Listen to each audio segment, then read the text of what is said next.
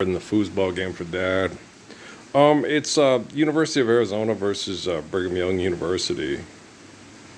This university does not represent Brigham Young. Okay. It's a financial institution for gladiator tribalism. Okay. No, the man that lived near St. George, Utah was not like that. Okay. He was the exact opposite. That's why he left Salt Lake City and went to go live where it was very difficult. There was a lot of Apaches, and he'd rather go live near the Navajo, who could work out a good relationship with the good Navajos, than live with the people in Salt Lake City that were like the people that betrayed Joseph Smith in Illinois and Missouri. Okay. You think Brigham Young was living in a phone booth, was living in a, no, okay. And he wasn't living it, so he knew what was going on. I'm the Messiah. Haile Selassie is the Messiah. Okay, what Jesus is the Messiah. How did Jesus handle the Romans and Caiaphas and Herod and the rest of those prostitutes and pimps? Right? Watching the game, and you guys, when you have advertising during your game, you're tied to extortion, exploitation, and when you have people audition to engage in this philanthropy, and I'm on a commercial, you're basically taking people and telling them your life ain't nothing but a red fucking cent or a plug nickel. That's fucked. I know it is. And you have all these people making stuff all the time for a corporation, for your job, and they show these pictures of these hardworking people making all these products. It's like, no, just stay at home, learn how to make your own boots. You don't have to put some billionaire's fucking name on them. Okay? And then just help people make good boots. Like King Solomon. Share, care, and according to need, build, last. If you do something good, share it and pass it on. Like you make good chili. You make good tortillas. You're good at when you get the recipe. Michelle Bowen. You'll like mine. I'll show you how to make it. Right? She wouldn't sit there and say, oh, there's an ancient secret. No, this is how you do it. It's sharing love. All right. When you teach people how to make good black-eyed peas, how to make good collard greens, how to make good chitlins. Okay? It's sharing love. My mom and my grandma loved me, and this is how they showed me love. There's no money involved in love. Just be a good Bowenser and Bowenser, right? Every time you guys do a public activity, spreading money around like it was love, you're telling these people, hey, I'm a good pimp. Now act like one of my prostitutes.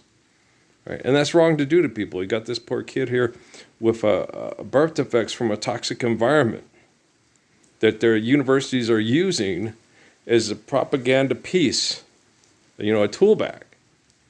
And he's not even a tool bag. There's nothing that kid can do about his condition because he was born into this hell because you guys denied the Lord's Prayer. You're one, right? So by January 22nd, 2013, this dynamic of people showing up to watch the corporation do their thing and want to be part of the corporation. I hope they call me on a mission. Remember me and Ernie Burnett used to sit in the back to drink and smoke and do like missionaries. And you know that Spencer, this is a bad kid. He's Rockefeller's already influenced and Rockefeller's made him bad. Brother Burnett was considered a Jack Borman. Brother Burnett got custody of the kids. He was a fighter pilot that turned a crop duster and the personal, his private jet pilot of Mr. Stallman, because Jerry Burnett was the only guy he'd trust flying because he was such a good pilot. Okay, and he hired him because he was a damn good pilot, like Race Bannon with Dr. Quest, right? We used to play that on Mr. Stallman's plane. I sim salabim. he'd pretend to be Johnny Quest, and I'd pretend to be Haji, right?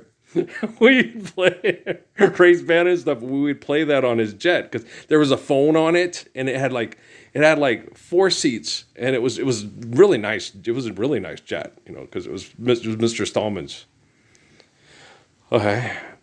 We skateboarded in Mr. Stallman's pool, Mrs. Stallman's pool, the mother of Mr. Stallman. She had a mansion with a pool in it.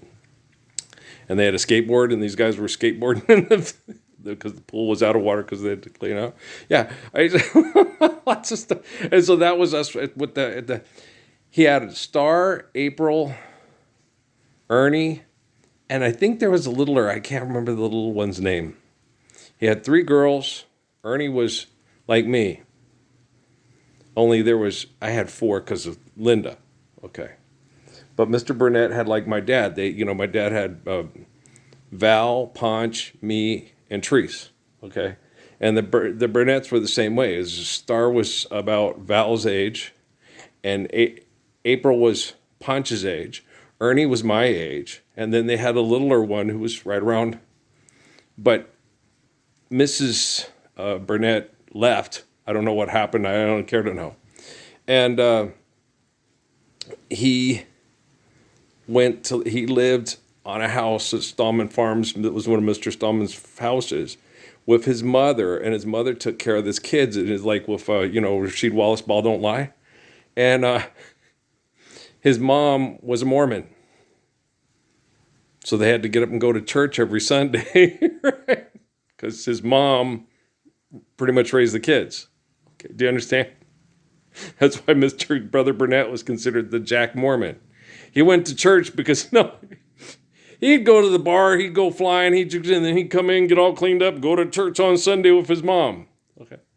Yeah, and Brother Burnett was my favorite elder at the church. And Ernie Burnett was my best friend at the church. Hey, Bert. What, Ernie? Right? We'd sit in the back, and and Brother Burnett was like, just turn them loose. They're boys. Just let them go. And me and Ernie would go in the back, and we'd joke around, and we'd sit there and joke and have a good time all through church. That's all we did, because it was boring as fuck. And then when we got into Sister Snow's, she liked us. She goes, they're not bad boys, they're good boys, and they're hilarious, okay? They're not mean, and they're not bullies. They just like to have a good time, like a boy. Sister Snow had like 8 boys, okay? And they were all boys, right? And she was the coolest. And she brought me my book. I don't know if I still have it. It was in the Cellar Team. It was a story about a team that played baseball that was the losing team, and how they got through the losing and how they stuck together. It was a good book. Cellar Team. I remember it. And it was a children's book, but it was a good one. And she got it for me just, because not everybody can win. And my dad told me that about coaching too. We all can't win. It's like, well, but Dad, I always win. And I do. But the thing about it is it's not necessary. Let the Grand Chahi win. It's Grand Chahi's birthday, right? But yeah, the Mormons really screwed the pooch because they got in bed with a bunch of, that's why Brigham Young left. Because they got in bed with federal government people to maintain the status quo and ownership of women. The reason why Joseph Smith made the trek across the United States it started out with his wife's father. Okay? And they see their children as property. And he didn't agree with Joseph's religious beliefs. So he wasn't going to let Joseph marry his wife, the woman he wanted to marry. Well, what happened is this man was greedy. And Joseph Smith had to come up with a scheme to make it seem like he knew and where he could find where gold was. That's where they came up with because they said he was a scammer and all that. No, it was, I'm up here in Alaska digging in the cold ground. And his friends, and serves him right, and no one here is missing him. That's why that's my favorite Lefty Frizzell song. Least of all, the newlyweds of Saginaw, Michigan. It reminds me of Joseph Smith and his wife. And they went through hell everywhere they went. Because Joseph Smith said everybody who is faithful can come and keep company with us. And it was hard to keep. That's hard to keep. Jesus couldn't do it. Judas, Caiaphas, Herod. Caiaphas and Herod betrayed Jesus, didn't stand up for the Gospels, and got the Romans to crucify him because he was a threat to Roman dominance through the Republic and the being able to vote for freedom and elect who they have the freedom to elect whoever they want, war god leader and all that bullshit these assholes still do, right? And so, no, you have no idea the history of the Mormon Church. Me? My best prayer connection is a young man named Malachi Young who was assassinated when he was in his 20s by a group of Jack Mormons that Brigham Young was having trouble with. Okay. And they did it by the way they always do. Same thing they did with Herschel Snyder. They attacked the women and the children. And he had to go and they got him and they knew if they got him in a place where they could outnumber him and get him away from his Navajo allies, that they could beat him. And that's what they did. And they murdered him and his wife and his children. And he wasn't able to get there and he wasn't able to.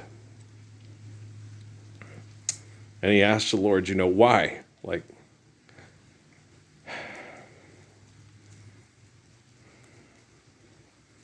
people know. Yeah. Linda Michelle Bowens, she knew. She had a premonition she was going to die, but there wasn't anything she could do about it. Well, they can program people like they're programming a video game. She was shot in the back of the head. And the person that shot her in the back of the head, she didn't have any kind of a relationship with, or she wasn't trying to broker a gun deal at a park in Las Cruces. And the technology in 2011 was way different than 2025, guys. Okay. So this whole programming, people like they program a video game, and my family told me that they can program you and they can put memories in. What makes you think they don't do it with you? But the thing about it is I can explain science and mathematics to Stephen Hawking and Neil deGrasse Tyson better. They can explain it to themselves. Well, their ego gets in the way. Mine doesn't. I don't have an ego problem like Sergeant Montafos. She says, Parsons, you don't have an ego. It's like, oh no, I do have an ego. I don't want to be put down. I don't want to I don't want to be the product of a dick measuring contest and have the guys pass around the chat rooms and the underground chat rooms at Cochise County. Your dick is so much bigger than my husband's and all that bullshit. They did that. No, that hurts. That hurts your pride. That hurts your ego. It's uncomfortable. But then afterwards you go, wait a minute. You were out fucking around on your wife. I was taking care of the kids that she made with leg lifters at the bar, and the leg lifters at the bar never showed up to do anything to take care of the kids or stand up to stop children from being raped to death from brothels in Mexico. And I got up to take care of it and stop it all by myself in the middle of Cochise counties with all the Jason Bournes, Jack Reachers, Jack Ryans, and all the rest of those pieces of shit, comic book characters of it. Gosh, I am like King David and Jesus. I'm gorgeous. Oh my God. Jump back, kiss myself. And your wives don't even know. Your wives are just trying to survive, and they've been Stockholm Syndrome into a group full of rapists. That's how the brain chemical activity works. You just have to study it. You just have to understand biology and interact into biology of how animals react when they are put in like the kiddo Caleb said, fight or flee. No, I don't. I don't fight or flee. I'm not here to fight you. If you try to make it a fight, I'm not going to fight with you. Okay? If you're going to fight, you go die. Okay? So like I told that one lady who's a Sunday school teacher, no, if you turn it into a fight, I'm going to kill you. And then they're like, well, yeah, you assassinate, poison, anything. That life is eternal, grace is infinite. The chi through the Messiah and the key through the Messiah still runs through Earl and not through you. For the buck stops here. Okay, now drink. Just suck on your Red Bull. It's ice. Just suck on it. Then fly the hell out of the South Pole and tell your dad, Dad, if this is really real, this cartoon character stuff that we do, then you're an idiot. Just suck on this Red Bull and we'll fly the fuck out of here and we'll go live in Miami Beach. Okay, I love you too. Peace out.